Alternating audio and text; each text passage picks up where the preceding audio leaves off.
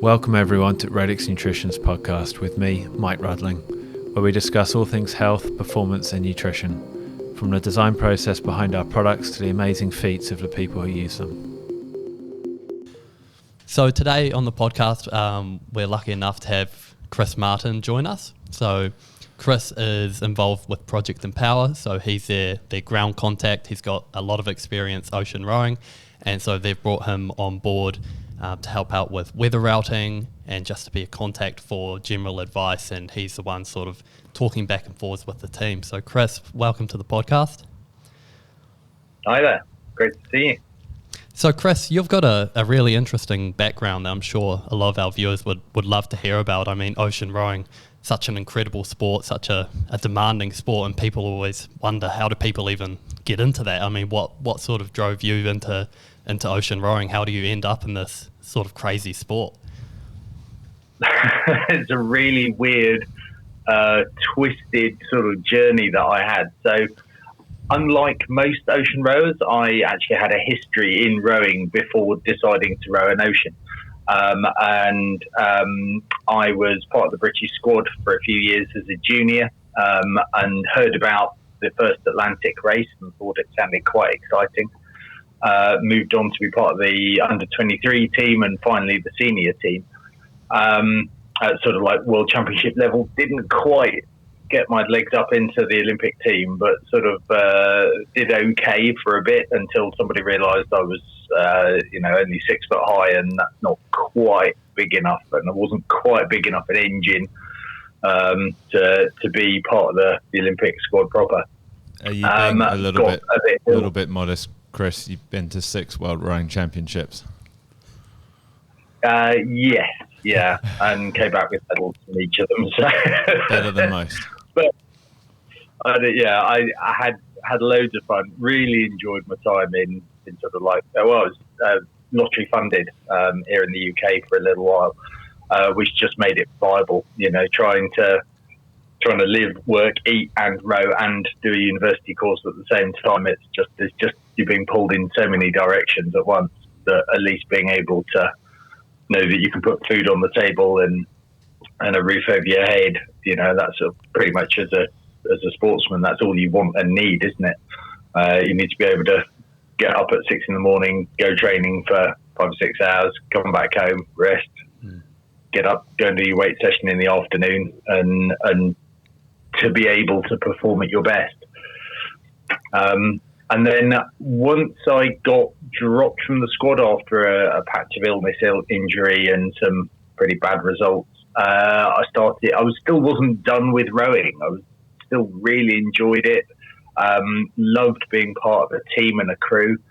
And then came back to this concept of rowing an ocean, which I'd heard about previously and thought it sounded like quite good fun.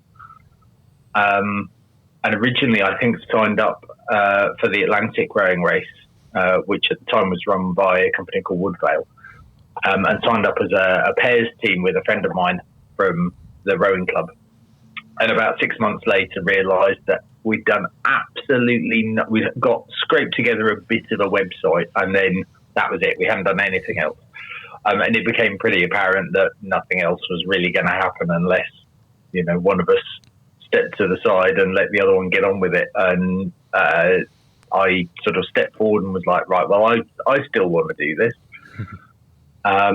And eventually got chatting to Ken Crutchlow at the Ocean Rowing Society, who have been managing, well, I said managing is probably the wrong word, but keeping detailed records of everybody who has rowed an ocean for the last 45, 50 years, right the way back to sort of the 60s and 70s, when those sort of initial first rows took place.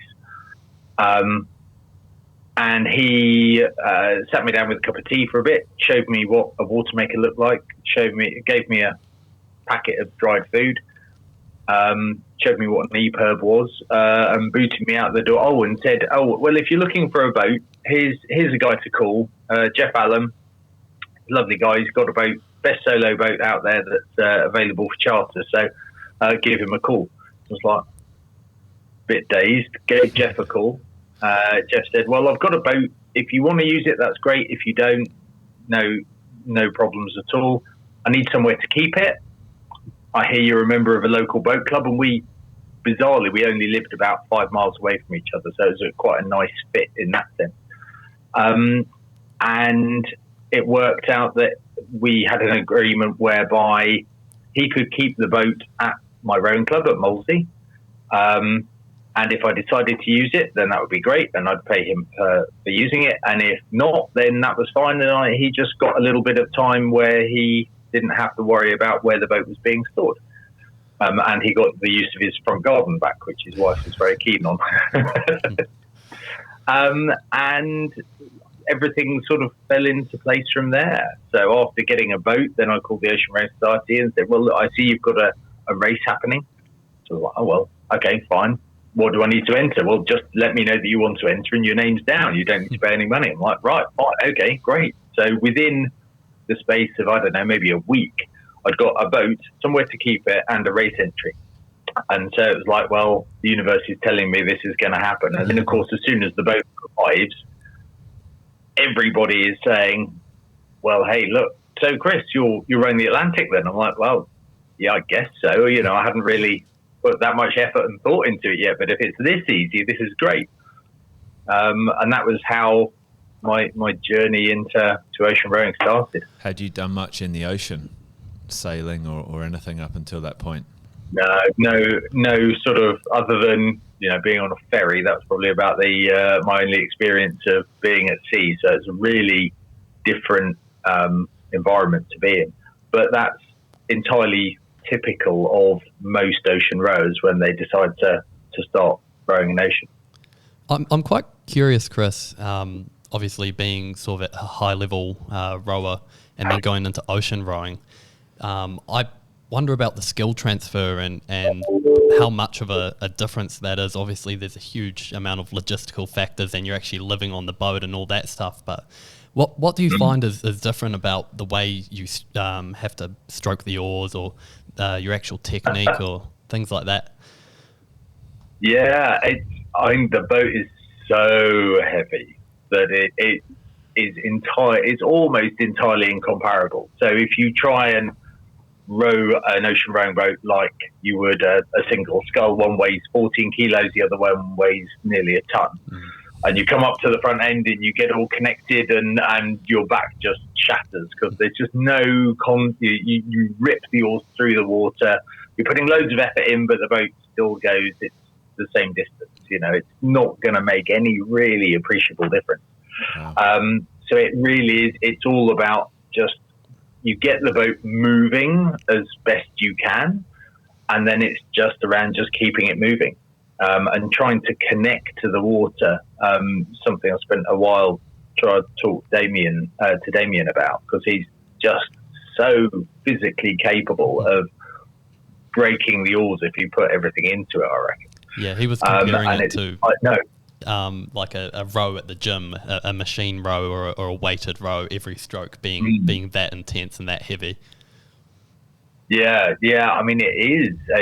Just you kind of almost want to do a bit less, because if you rip the oars through the water, you get this sort of cavitation, like this bubbling up behind it, and all you're doing is creating like this whipped cream result where there's this white water that's coming out the back, and it's like, clearly there's a load of power going down, but it's not actually moving the boat as effectively or as efficiently as you could do.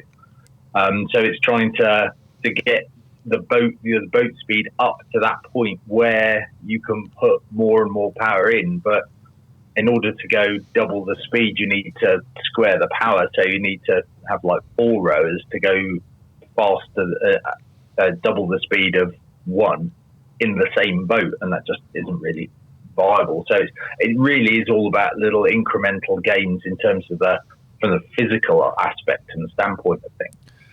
And then the whole other aspect is, well, I guess there's probably 3 parts. One is the boat and the equipment that you've got. Secondly is the crew and the rower and how they're moving the vessel physically.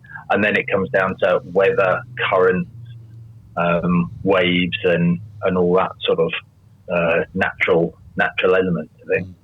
How did you train for that? So, coming from a Olympic sport background, how did you adapt to performing in such a challenging and difficult environment? Yeah, so my whole mantra through sort of preparation and training for it was all about finding comfort in discomfort, and being comfortable in uncomfortable situations. So I did like a cycle ride between my rowing club were having a training camp out in Amsterdam. So I was like, well, I can cycle out from London, I'll catch the ferry, and then I'll cycle from Calais across to Amsterdam, camp the night, and then cycle back. That'd be great. What a great sort of training session, something a bit different, something I haven't done much of. I don't need panniers, that's fine. I've just got this big Bergen backpack, that'll be fine. I'll stuff everything in there. And just set off on this sort of crazy journey. And yeah, it was terrible. And panniers are a really, really good idea if you're doing any sort of distance cycling. My arse was in tatters, I could barely sit down. But just having pushed myself out of my comfort zone, it had massively expanded it. And when you're out on the ocean for the first time or the second time or the third time, especially once you get out of the sight of land during your actual passage, that comfort zone is just blown apart. Everything is way outside your comfort zone. It's way outside anything you've experienced before, and it's a really scary place to be to start off with. And then after the first night, you kind of realise that you didn't die last night, so you're probably not going to die tonight. You're sort of tweaking things and adjusting elements of the boat and how you're rowing and adapting to life on board quite quickly. And the more that you can do that, the more you're sort of that crazy burst of nervous energy starts to settle down a little bit. And then you start to ease into things and things improve dramatically from there. So I guess just a question from for our community who are less familiar with ocean rowing. What rows have you done, and do you want to talk us through your first one? Yeah, absolutely. So my first row was in 2005, well, the winter of 2005. I arrived into the finish line in 2006. I was a solo rower on the Atlantic rowing race, which goes from the Canary Islands just off the coast of Africa across to the Caribbean, and arrived into Antigua at 1:30 in the morning on Bob Marley's birthday. Nice. Which is a fantastic time to arrive. That was my first one, and then about 36 hours after arriving, my girlfriend, who'd also been rowing in the race at the same time, dumped me. Oh. And so I called up a friend of mine who had also done the race, Mick Dawson, and we had a little bit of a chat. I was like, well, mate, I need a beer. It's like, oh, right, which bar? We got chatting. You put the idea in my head then that maybe we could do the row as a pair, as a duo, across the North Pacific, which would be from Japan across to San Francisco. Which at the time hadn't been done by a pair. The two solos who had done it had got tows in for 100 or so miles into America. And so it must have been 3 or 4 years later, in 2009, we set out from Japan as a pair to take on that route. And 189 days later, we rode underneath the Golden Gate and finished the journey, which was just, epic, destructive, amazing. Just like, it broke me and made me in so many different ways that I'll never quite fully understand. 189 but yeah, days. Just over 6 months. Wow. I'm curious about a couple of things, Chris. You said, after rowing, you wanted to carry on and try out an ocean row, and you kind of said that casually, but for a lot of people saying they want to do an ocean row, not many people want to do an ocean row. You know, it sounds pretty horrible to most people. So I'm Yeah, curious, first off, true. what drew you into that, and what you think the appeal is, maybe for yourself and also for all the people who do it. And then second off, what brought you back to do another one straight after doing your first one? So you clearly weren't put off too much. What drew me to ocean rowing to start off with? I think it was because it was so unique and special and different. I think having left or been kicked out of the British squad for bad results, it was like I was Chris the rower, and I loved rowing at club level and really enjoyed that, but it was something about my like personal identity, I think, and how I saw myself and how I saw others see me. And it was a chance to go and do something special and different, and put myself out in the world and see if I guess also to test myself and see if it was possible and see if I could do it, see if I measured up to what I had seen other people do. I think initially as well, I set out with an ego, and the ocean just absolutely destroys ego so rapidly, because there's, former British rower, got a good chance at, I'm not the strongest, but I've got a pretty good chance to know how to move a boat.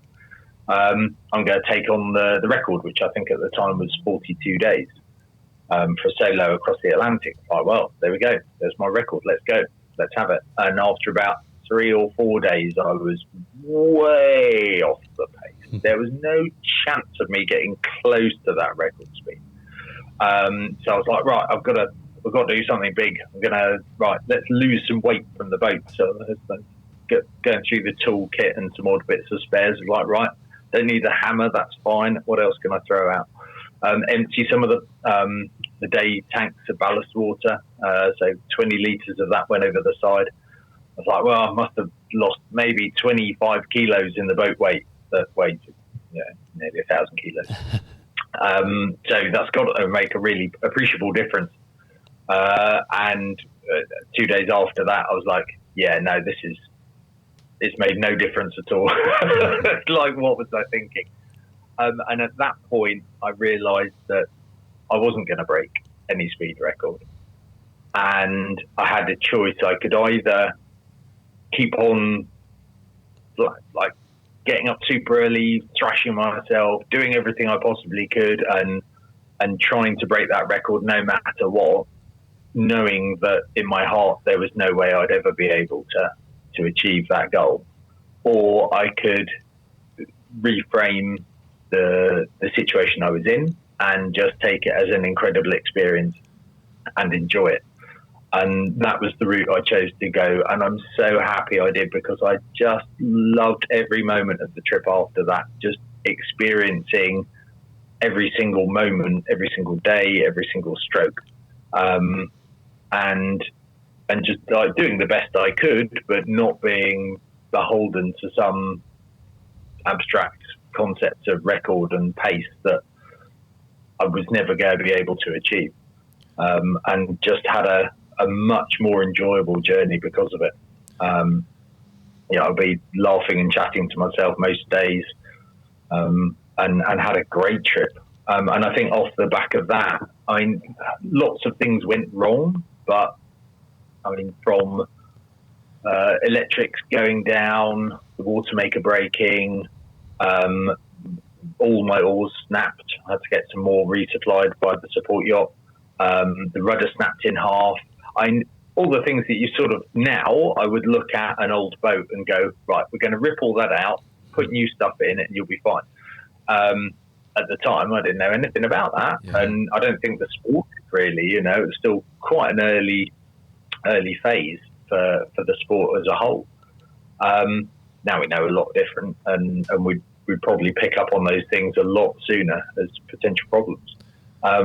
Which is why then, when I got into Antigua, also I think my mum really wanted to see me, so I was like, I kind of felt a bit beholden to go home, but had I not had those sort of family ties pulling me home, I can entirely imagine, and I think I sort of daydreamed about, well, maybe I could just row up through the various West Indian islands and then, I don't know, arrive into like Florida somewhere. That'd be kind of cool, wouldn't it? And instead got chatting to Mick Dawson about the concept of taking on the Pacific. Wow. Now, that one took about 6 months of Mick convinced. Well, he put it very gently as a, what do you think? And I was like, yes, instantly, really excited about the prospect of going to do something that really, in my mind, hadn't been done, taking on a real challenge and stamping that sort of a sense of legacy. You know, you're in the Guinness World Book of World Records. You're like, your name's not going to leave that. It's always going to be on the shelf somewhere, and someone will open it and be like, oh yeah, look at that. And that opportunity to be first was something that was quite strong. So there was quite a lot of carrot from that side of things. But then also being back in the real world and having a job and sitting at a desk and answering phones. And I think about 6 months after getting back home, I saw a memo that had gone around the staff saying about how teaspoons had to be put in the dishwasher, handled down so that any residue landed on the end of the handle and not on the end of the teaspoon. And I think for me, that was like the breaking point. Not for the job, I still stayed there. I love the guys there. It's great. But it was definitely the moment I called up Mick and went, yeah, actually, mate, I'm definitely in. Let's go and take on this challenge. I just can't take too many more memos about teaspoons. Yeah, I in my former career as an athlete, it's something I struggled with when you go from being in a community that tries hard as physically and mentally possible towards achieving a goal to go into one where that is absent in everyday life is takes a bit of adjustment.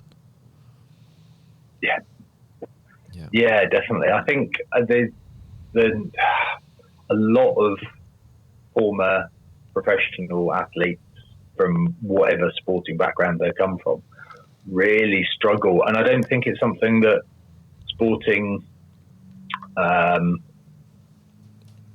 like governing bodies are particularly good at supporting all those athletes who don't make, who either do make the squad and then they decide to move on. I think a big one is just refinding a purpose, I think, and you've obviously found that in rowing, and just to an incredible level. May I ask, that was your motivation going into rowing the Pacific. What motivated you on a difficult day while you were rowing the Pacific? 189 days is just an unimaginably long time to struggle towards the same goal. 24 hours a day, 7 days a week for 189 days in a row.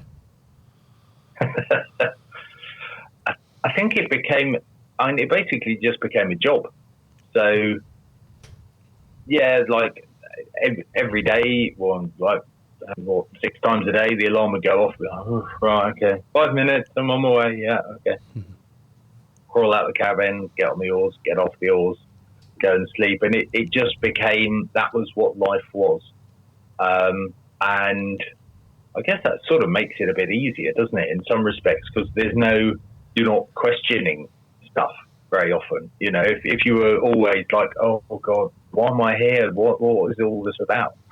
Well, the problem is also you can't. It's really difficult to quit rowing in ocean. You stop rowing, you're still in a boat on the ocean. You can't go anywhere really. Yeah. Really tough scenario to sort of be in that sense. But yeah, there were some really, really tough times when I didn't want to be there and I wanted to get off. And I think, I don't know what, I think the drive behind it changed multiple times through those hard moments. I think early on it was sort of that desire to succeed and complete it.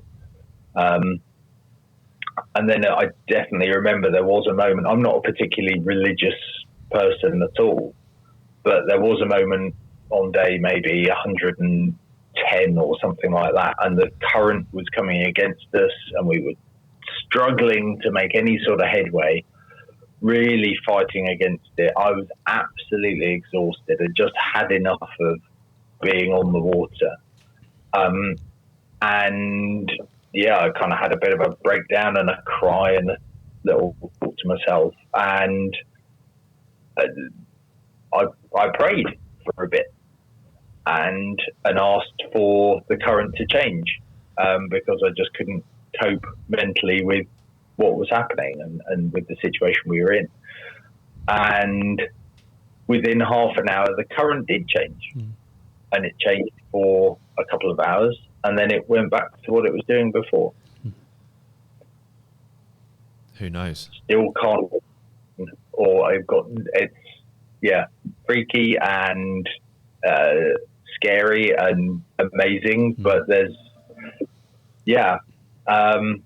still kind of on the fence in terms of religion, but it's like there's something out there looking over us, that's ready to help if we really, really need it. I think one thing it's always struck me in a lot of typical sports, you can push as hard as you can right up to a point of failure and abandonment. And I was going to say safety, but it's kind of an irrelevant word in that instance, but you can just stop and it's all good and try again another day. But rowing is one of those sports where you've got yourself into it, you've still got to get yourself back out, right? So you can't push right to that breaking point in case something bad happens, right? You've still got to get yourself out. Yeah, absolutely. And as we got later and later, we set off in May, which is quite nice and warm in Japan, very pleasant. And by the time we got into San Francisco, it was the middle of November. And as we were going through that, I mean, I lost nearly 25 kilos in weight. And I bulked up a bit, but I'm definitely not a lightweight rower. And by the end, I could have been, well, in terms of the physical requirements anyway, certainly not from the ability to put any power down. I mean, it definitely got to a point where jumping into the water to scrape the barnacles off that were growing on the hull was getting back onto the boat afterwards was proving a little bit more of a challenge. And we were starting to waste away at that point. And I think one of the only times that Mick and I had an argument was about whether or not we should keep rowing. And I wanted to keep rowing because at that point, I was like, we're 20 days away. Let's just keep rowing. And Mick was like, yeah, but we know the wind's going to come against us. You're clawing out half a knot, which is no significant distance, really. We can make that up in half. The progress you're making in 2 hours, we'd make in 20 minutes with the wind behind us. So let's just pop the parachute anchor in, wait, rest, recover. Because if we keep on pushing like this, there won't be us at the end of it. We'll push ourselves too hard and go over the edge. It's just amazing when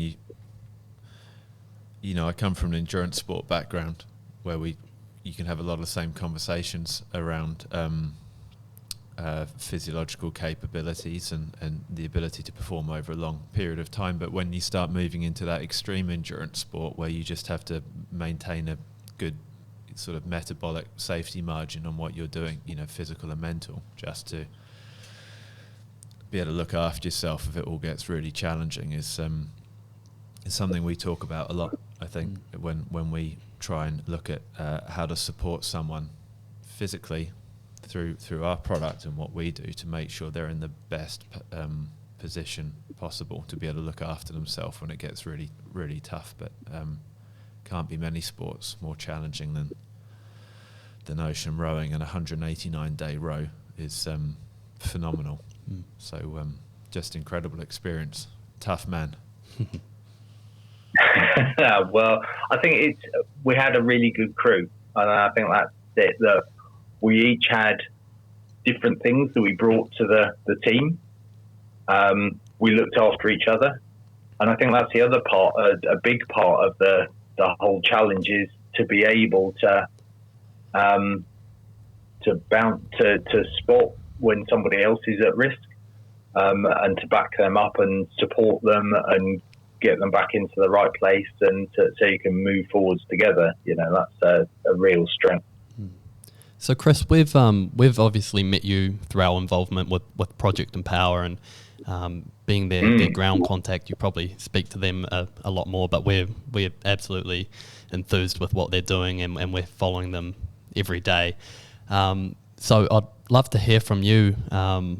Obviously, Fergus has had to pull out for medical reasons, so you just spoke about having a crew, and that's a big part of success in a pairs row. And then obviously now Damian has gone from that mindset and had to completely change his approach. So can you give us an update on how Damian's doing and how his progress is looking, and perhaps what's changed now that Fergus has had to be evacuated?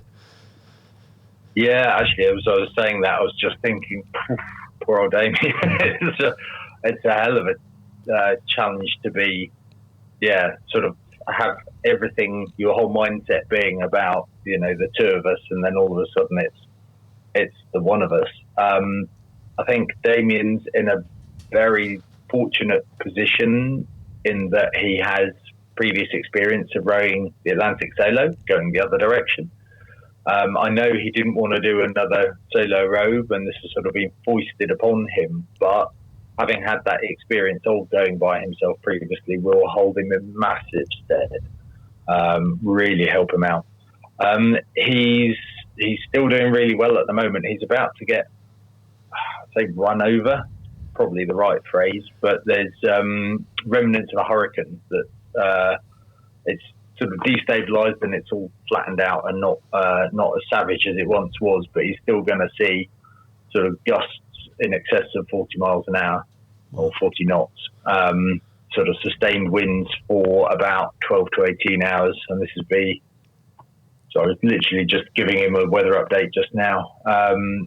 Sort of on the 6th and the 7th, so a little bit later this week, he's going to have to cope with some really pretty savage winds. And what sort of sea state with that? Sorry, are you going to say sea state?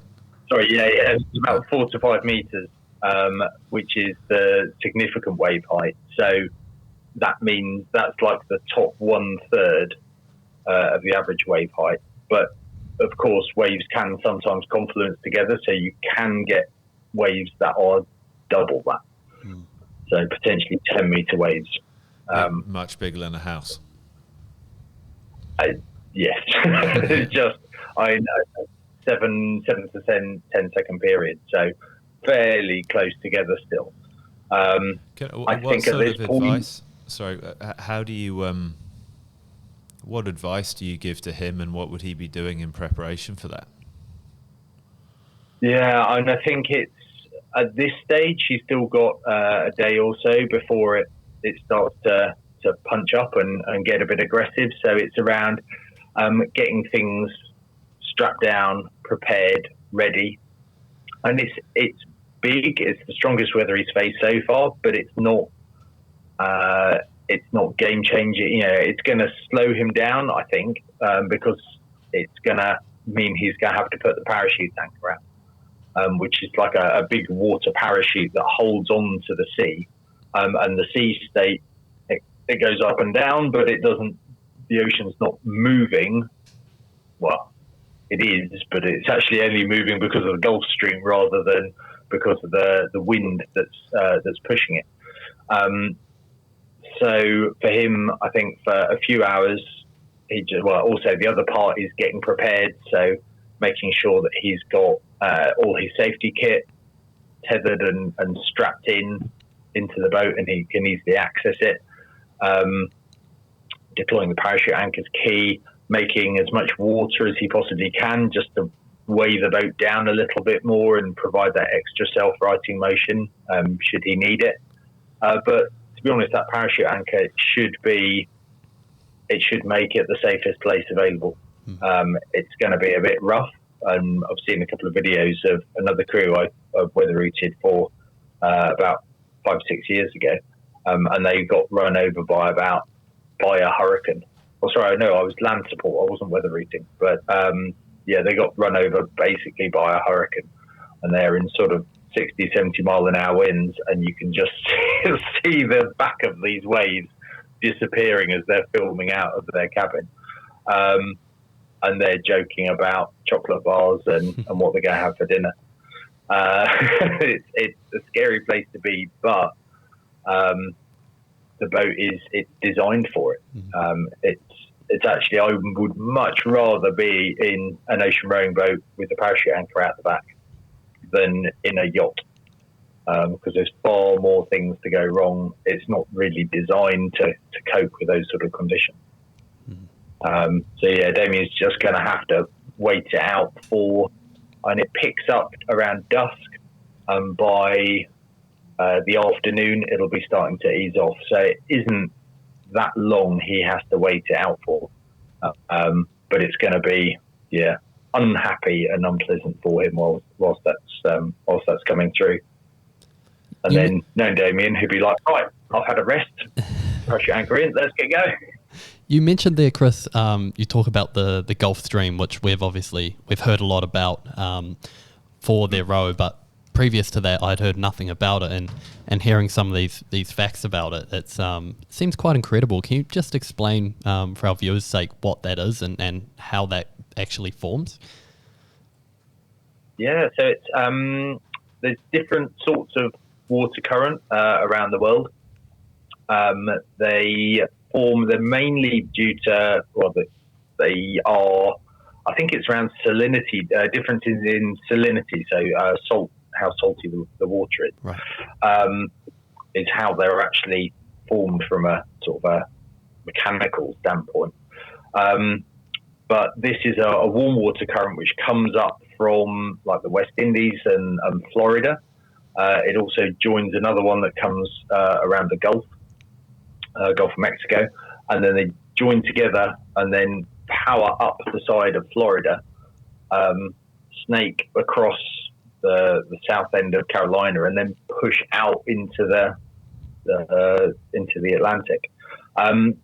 It's not quite like a river. It's not quite as focused and as narrow. It's maybe and the point where Fergus and Damian joined the Gulf Stream, it was maybe 15 to 20 miles across, and now it's as it progresses through, it sort of snakes and bends, and sometimes you might have noticed the other day that Damian suddenly went due north, and he was like, what the hell is going on here? We're doing 5 knots, I'm hardly rowing, and it's not in the direction I want to be going in. I mean, thankfully it wasn't in the opposite direction to that which we wanted to go in, but all he could do was sort of row across it as best he could. Right. And we were showing up lightly as maybe sort of about 3 knots on the current model that we were looking at, and then the next day it had intensified to sort of the 5+ knots that the Damian was actually experiencing, and it snakes out to maybe 600 or 700 miles. Where in fact it sort of snakes all the way across the Atlantic, but it does dissipate partly because of the Labrador current, which is the cold water current that comes down in between Greenland and Nova Scotia and Canada, and that sort of disrupts some of that salinity and the warm waters that the Gulf Stream is part of. But the temperature difference is phenomenal. So water in say around New York might be 15, 16 degrees centigrade, and in the middle of the Gulf Stream might be 10 degrees more. It's phenomenal, and because of that as well, you get you get a lot of sea life as well. So there's an awful lot of quite often fishermen would follow the difference in temperature and look out for fish and upwelling of nutrients and stuff that provides.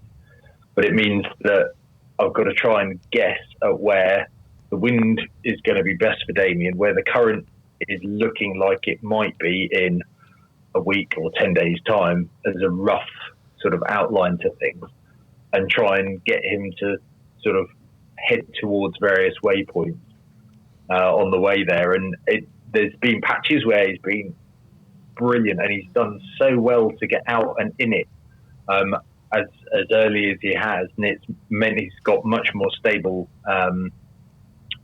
weather as well. Like the winds are more reliably from the southwest now, whereas if he was further north, he'd be getting much more variable wind conditions. And it's also given him this bit of a helping hand every now and again. So he's actually, I think, one of his days. And if you wait 1 second, I'll just look at some of the data. Yeah, so he did one day where he did 109 nautical miles in a straight line. Wow. The Guinness World Record for 24 hours is 116 miles. All right. So he's only just shy. Wow, I didn't But know actually, that. it's a phenomenal source. So it's like he just had a little bit of a tailwind behind him. He could have cracked it. No, you did mention, you've worked with a lot of rowers and you've done rowing yourself, and you mentioned that they're pretty much Damian Fergus was some of the toughest you've worked with. I'm curious how you sort of come to that conclusion and what indicates that to you. It's seeing, so every day I'll look at what the weather's doing. I will take a guess at where I think the crew will be over the next 5 days based on their previous response to wind and waves and the previous pace.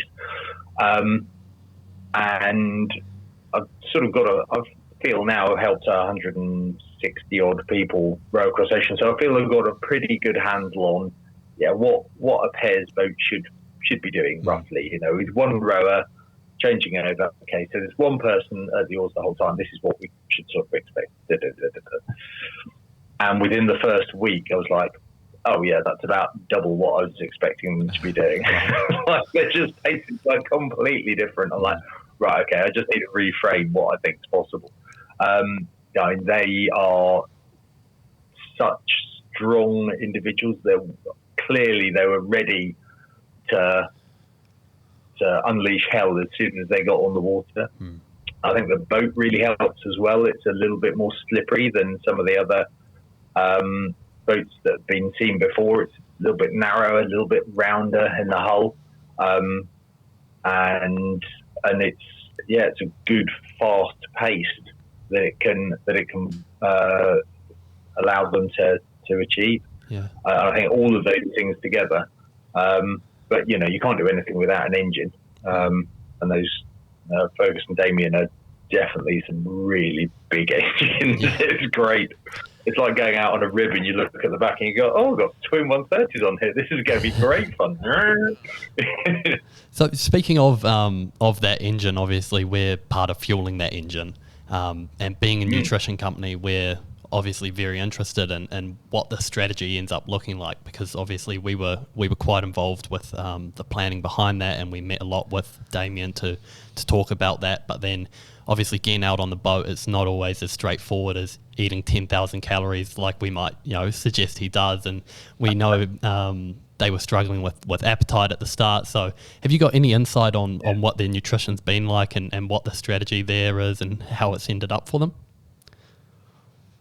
Yeah, so I think and I've got to say the strategy of like just the sheer quantity of calories was a real surprise for me, and also the amount of protein. It's always a struggle. I think normally most rowers, I would say, as a minimum, you should take 4,500, 5,000 calories per person per day, roughly.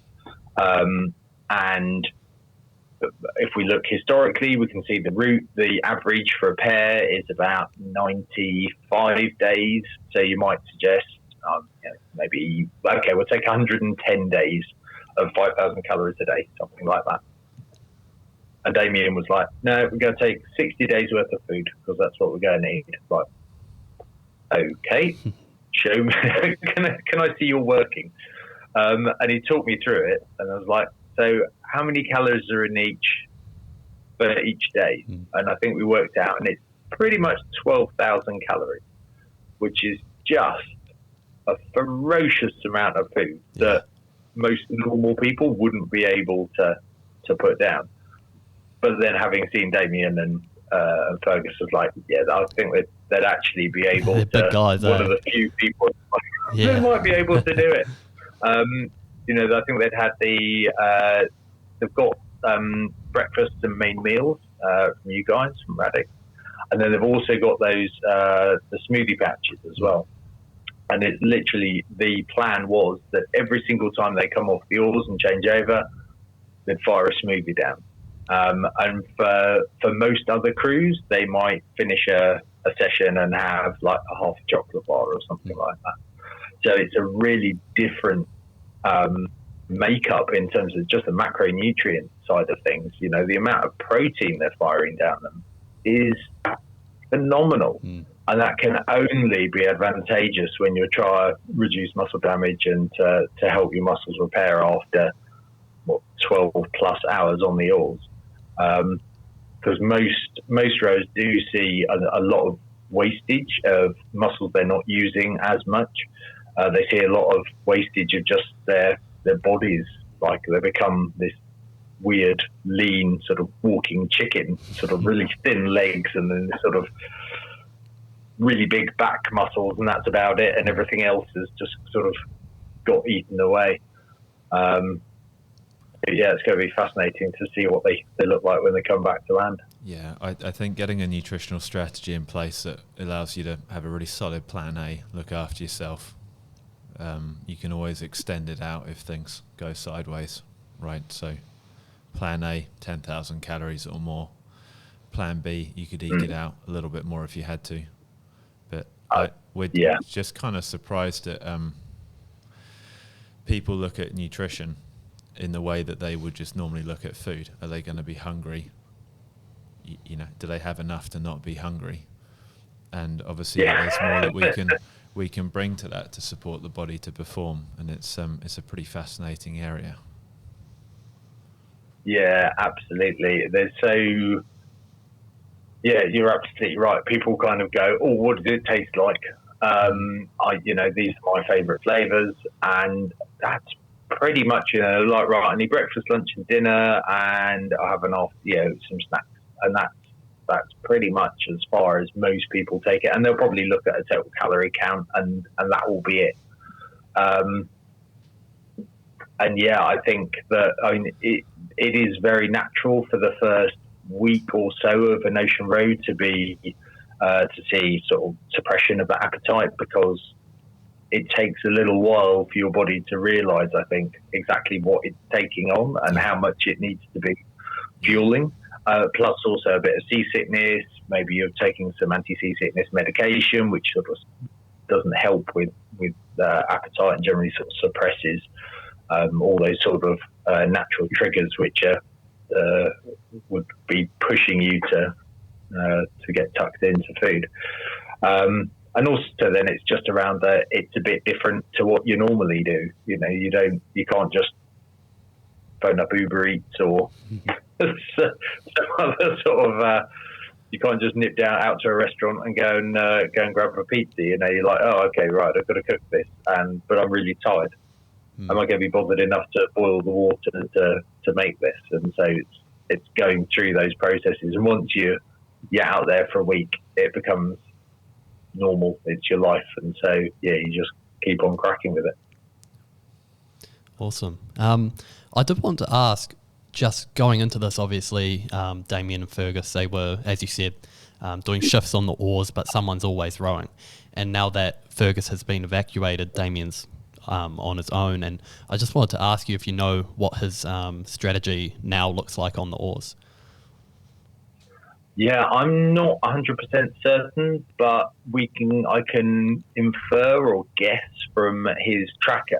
And there'll be times when you see the tracker and it's all going big old chunks every day, and then at night time, I would guess, I'd put money on the fact that he's getting up in the morning, maybe 5, 6, 7 o'clock in the morning, something like this, getting on the oars and pretty much rowing most of the day through to 10 or 11 at night, I think.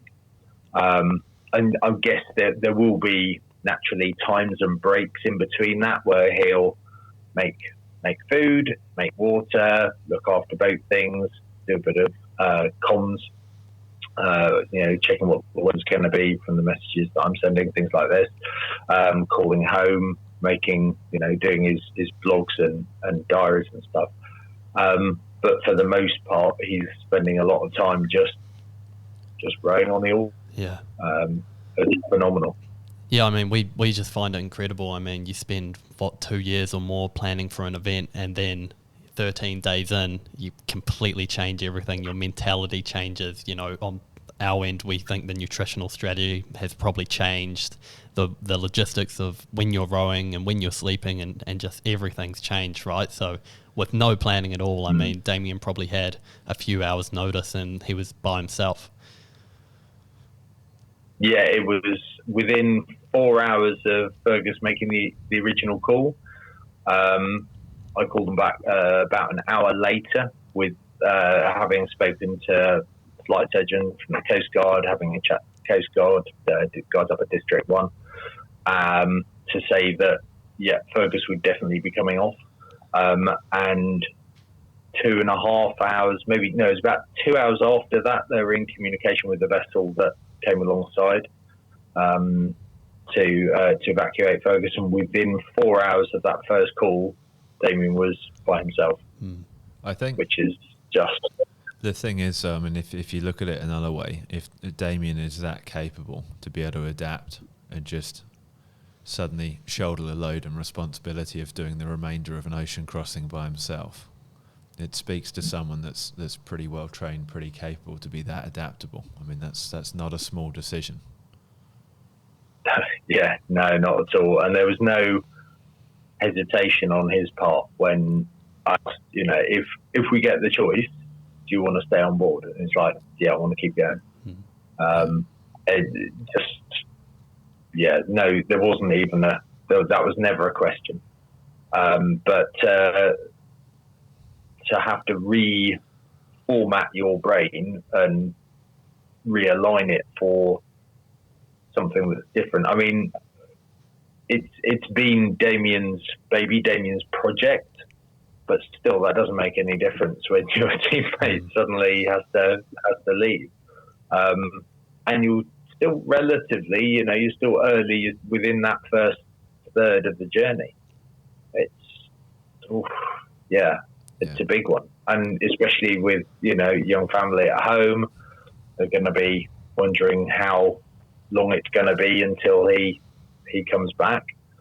It's a big decision to make and a really, really tough one. But he's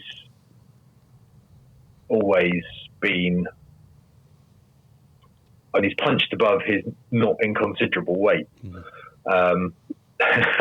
Continuously, I think he's an incredible guy and so grounded and humble and thoughtful. I think he knows himself really, really well. He comes across to me as somebody who's, he's not going to panic and flap in any situation. But he knows himself better than I think 99% of people in the world do. And that's going to really, he's going to be able to lean into that when he needs to. Do you have any remaining questions, Luke?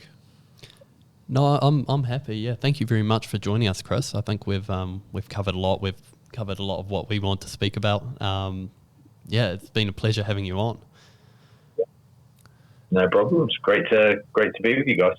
Yeah, well, you too. And look, we stay in touch. We're really huge believers behind this project, and we feel a long way away in New Zealand, but we watch it every day, follow along, and wish Damian and the rest of your team all the best in achieving this. It's nothing short of remarkable. Yeah, absolutely. I'll pass that on. Thank you. Perfect.